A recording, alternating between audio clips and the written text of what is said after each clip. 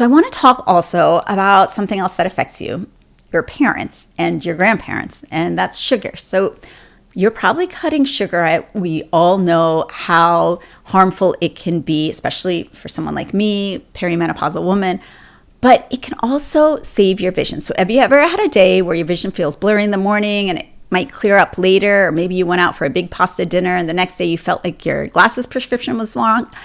So if you are even a little bit prone to diabetes or high sugar spikes, what is happening is the lens of your eye is absorbing the sugar from the blood. And so when your blood sugar spikes, the sugar enters the lens and then the water follows the sugar and the lens literally swells and it changes shape. So this is kind of common, again, in diabetics and older individuals.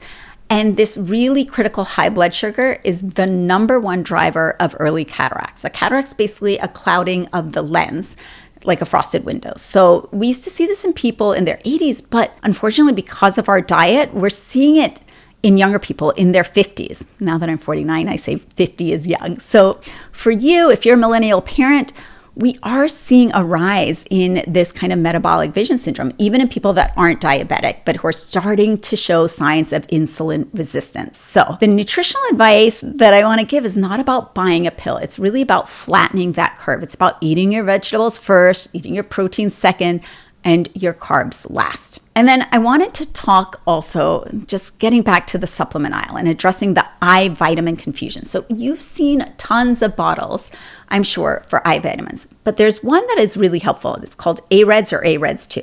And parents are always asking me, should I give this to my 7-year-old? And their answer is a hard, definite no. So this formula works if you're 75 years old with macular degeneration, but for a healthy child or a teenager, there's absolutely zero evidence that it's going to prevent macular degeneration or prevent the child from needing glasses. But the ingredients in the pill, lutein, zeaxanthin, those are great ingredients. They are like magic, but your kids don't need to get them from a pill designed for a geriatric population. So they need to get them from the source.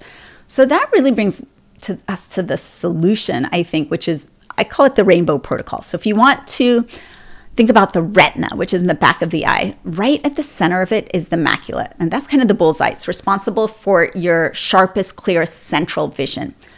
And the macula has a superpower. It accumulates pigment and it literally eats color. So when you consume lutein and zeaxanthin, your body deposits them right in the center of the macula. And once they're there, they act almost kind of like a protective barrier. So they absorb a lot of the excess blue light. But here's the catch. So your body actually cannot make these pigments. You have to eat them. So how do we fix this in a house with like a lot of picky eaters?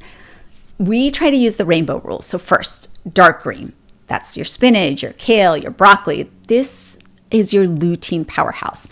I know some kids hate kale. I throw it in the oven with a little bit of salt and pepper and make kale chips. My kids love that.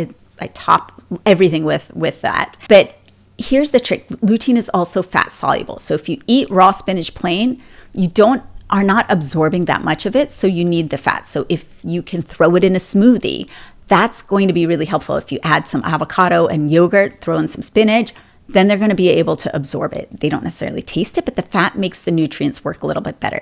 Second color, orange. Not just carrots, but I'm talking about orange peppers, corn.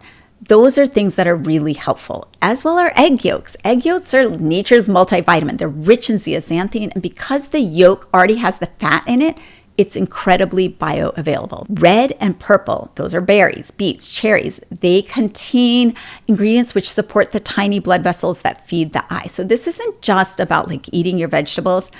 There's a lot of data behind this. There's studies on the Mediterranean diet, and they show that you can reduce your risk of macular degeneration by 40% by eating that kind of diet. So there's no pill on earth that's going to give you those kind of odds. Really, it's food. And then last, I wanted to talk about something that I know a lot of parents are concerned about. Nearsightedness is what I speak nationally about.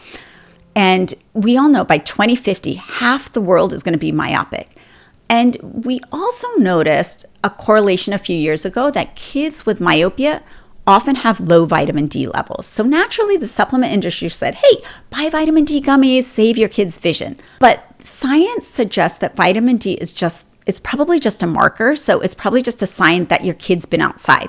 So the real medicine isn't like supplementing with the vitamin, it's the sunlight itself. So when the sunlight hits the retina, what it's doing is it's triggering this release of dopamine. It's not your dopamine hit from social media, it's retinal dopamine. And its job is to signal the eye to stop growing. So the takeaway really is that you don't need another subscription box of vitamins. You don't need just more things cluttering your countertop.